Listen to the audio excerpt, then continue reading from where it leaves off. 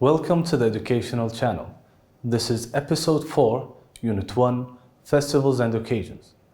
In this episode, we will go through the vocabulary, reading comprehension, and the summary. This is the new vocabulary. Now, look at this picture and try to guess.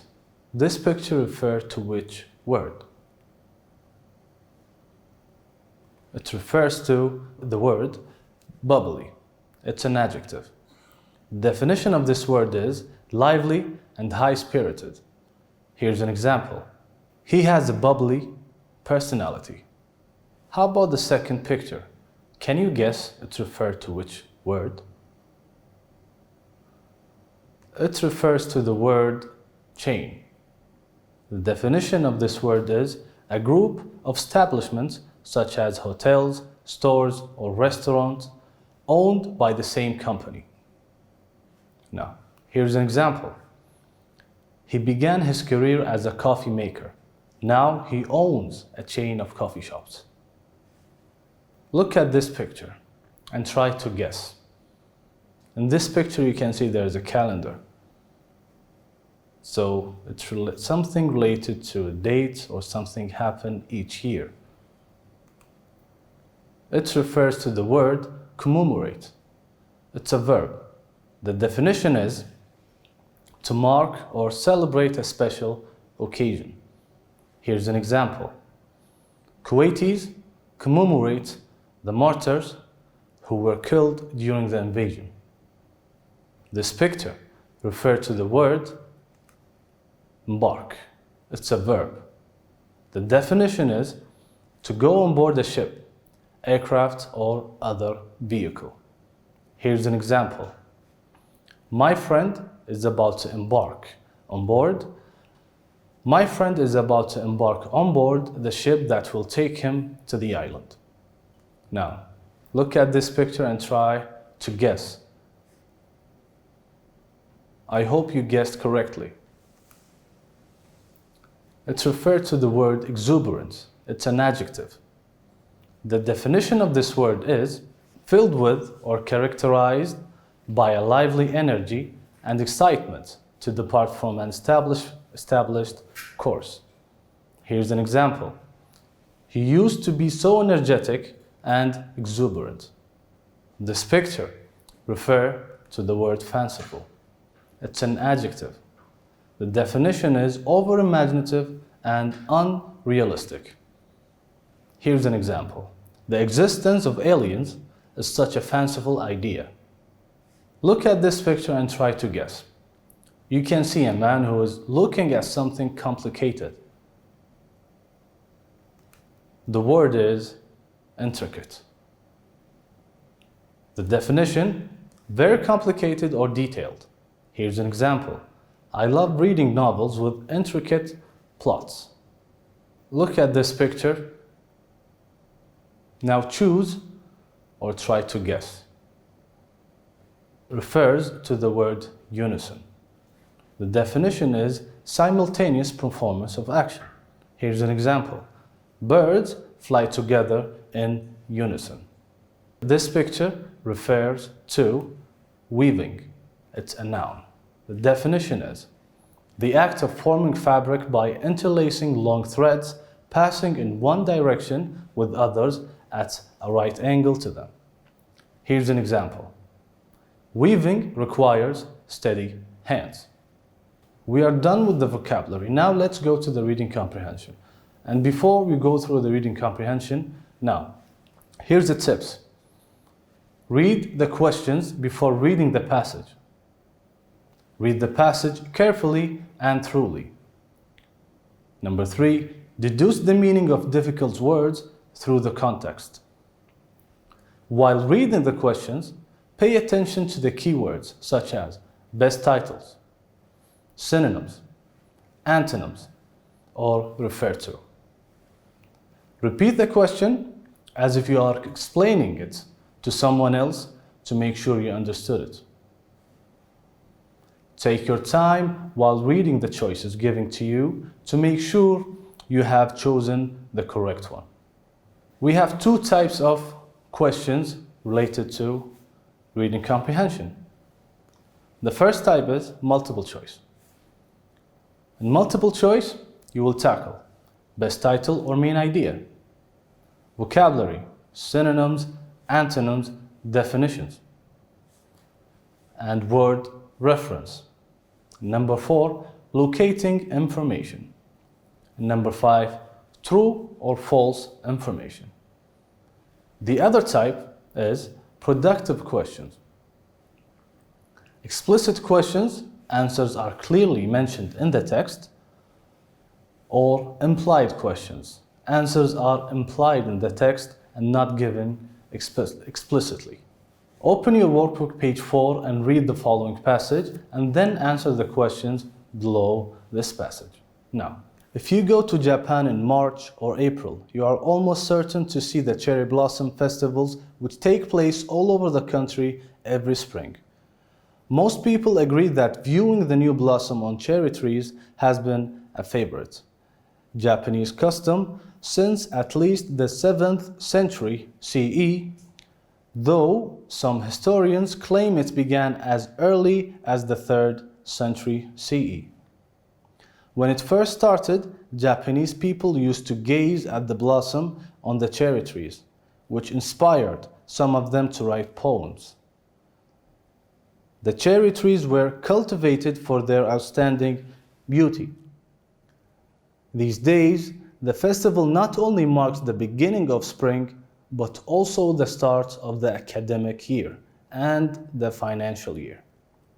The trees blossom for very short periods, during which time special parties, called hanami, are held.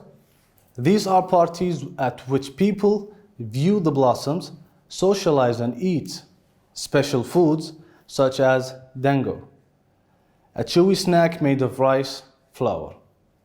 Some people take their own food whilst others buy food from street vendors.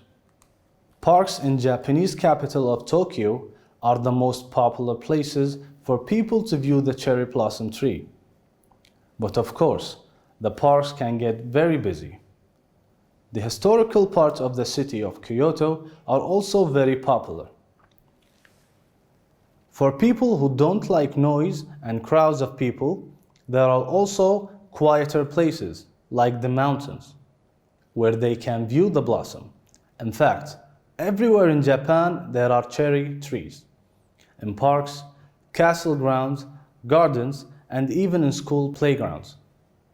The blossom of the cherry tree in Japan's national flower, and there are more than 400 types of cherry tree, or sakura, in the country.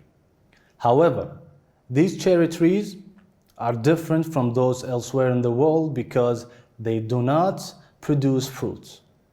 The cherry blossom festivals are so important to Japanese culture that meteorologists are responsible for checking the movement of the Sakura Zensen, the warm weather front which facilitate the blossoming of the trees. Now, let's read the question carefully. The purpose of this passage is to, now read the answers. Describe the city of Kyoto. B. Talk about the Japanese calendar. C. Inform people about the Japanese Cherry Blossom Festival. D. Talk about Japanese food. Now, again, if you want to answer correctly, you must read the text very carefully and understand the text. Can you guess the correct answer? The correct answer is inform people about the Japanese Cherry Blossom Festival. Question number 2. The underlined word which refer to. Now, you have to go back to the text and read the whole sentence again to figure out the meaning, or this word refer to what. Let's read the answers together. A. Trees. B. People. C. Parties. D. Dango. And the correct answer is parties. Question number 3. the word custom means. Read the answer and then try to guess the correct answer. The correct answer is tradition. Question number 4. We learn from the passage that A. The cherry blossom trees are not beautiful at all. B. The cherry blossom festival marks the beginning of summer. C. Kyoto is the capital of Japan. Or D. The cherry trees inspired poets to write poetry. And the correct answer is D. The cherry trees inspired poets to write poetry. Number 5. All sentences are false except. Now you have to read the 4 sentences and try to find out which one of them is the correct one. And the correct answer is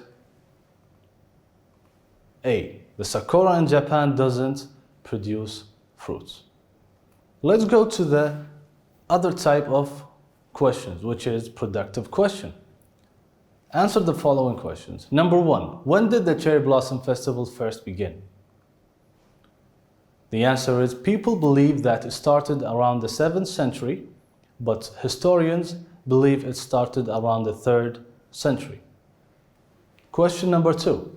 What does the beginning of the festival mark? According to the passage, it marks the beginning of spring and the beginning of the academic and financial year. Number 3. What do the Japanese eat during the festival?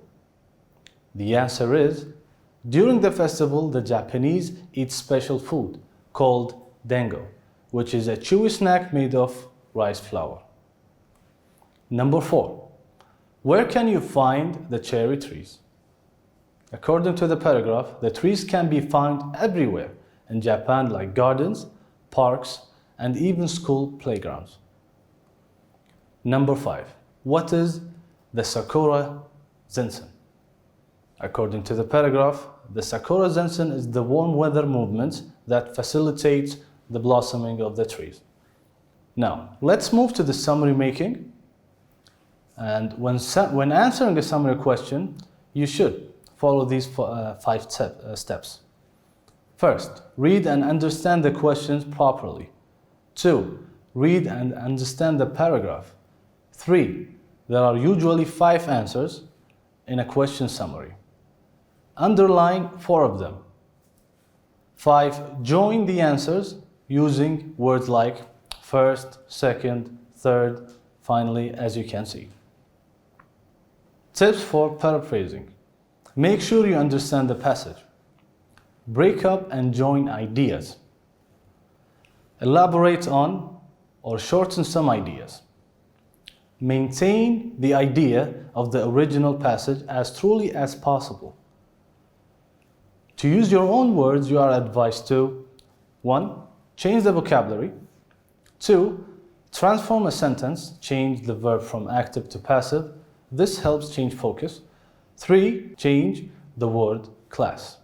Verb to noun, noun to adjective, adjective to adverb, etc. During the exam,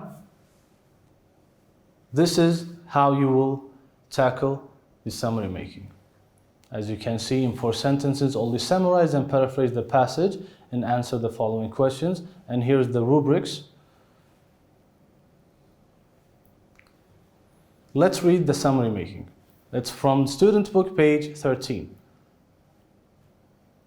The Grain Cultural Festival is a cultural festival that is held annually from late November to early December. It's organized by the NCCAL, National Council for Culture, Arts and Letters, and has been running for more than 15 years. The Grain Cultural Festival has become the center of cultural dialogue in Kuwait, as artists gather from throughout the area to share their talent with the audience, as well as with each other. Every year, more and more guests from outside Kuwait are participating in the festival. During the festival, there is a multitude of concerts, exhibitions, film screening, and other artistic events. The NCCAL ensures that these are supported by engaging activities and seminars. Participation in all activities and events is free of charge. The Grain Cultural Festival also provides an opportunity to reward and honor leading contributors to Kuwaiti culture. Every year, certain personalities are awarded appreciation and encouragement awards for their work, for disciplines such as engraving, short story writing, translation, and TV direction. There is also a Personality of the Year award. These unique award ceremonies demonstrate the festival's ongoing commitment to nurturing Kuwaiti culture, which provide an unrivaled platform for the growth of many young composers, artists, and writers. Now, this is the question. How has the Grain Cultural Festival promoted Kuwaiti arts? Let's go back to the paragraph and underline the ideas or the answer. As you can see, this is idea number 1, this is idea number 2, 3, and 4. Now let's paraphrase. This is idea number 1, and I am only going to read the paraphrased sentence. We use words, as we said, such as first, second, and etc. First, the Grain Cultural Festival allows Kuwaiti artists to share their talents with the audience. And this is idea number 2. In addition, the festival displays various disciplines of Kuwaiti art and culture. Idea number 3. Furthermore, the artists and their art are supported by the NCCAL. Idea number 4. Finally, the festival encourages artists by awarding them with awards for their contribution. And this is the summary. And in this episode, we looked at new vocabulary, did an exercise on reading comprehension, looked at how we summarize a passage and answer to a certain question. Thank you for watching.